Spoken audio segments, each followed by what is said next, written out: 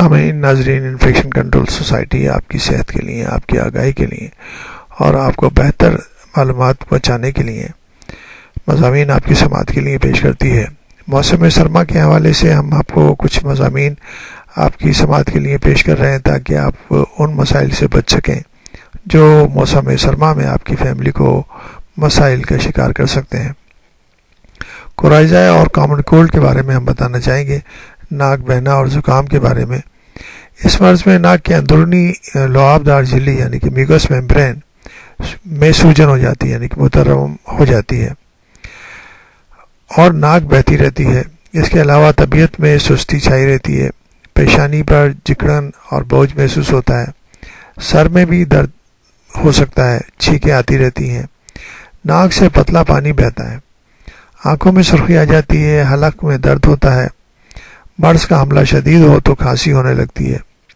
پیاس زیادہ لگتی ہے، بھوک ختم ہو جاتی ہے۔ اس مرض کی وجوہ میں سرد ہوا میں چلنا پھرنا، سرد زمین پہ بیٹھنا، بارش میں بھیگ جانا، رات کو زیادہ دیر تک سردی میں رہنا، گرما گرم کھانا کھا کر سرد پانی پی لینا یا کسی بیرونی چیز کا ناک میں چلے جانے کی وجہ سے یہ مسائل پیدا ہوتے ہیں۔ بہرحال یہ مسائل جو ہیں، اگر آپ احتیاط کریں گے کہ سردی کے موسم میں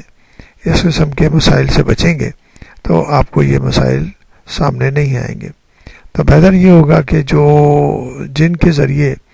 یہ مسائل پیدا ہوتے ہیں، یعنی کہ ٹھنڈک کے ذریعے سرما کے موسم میں اگر آپ بغیر کسی حفاظتی اقدامات کے اور باہر نکل جائیں گے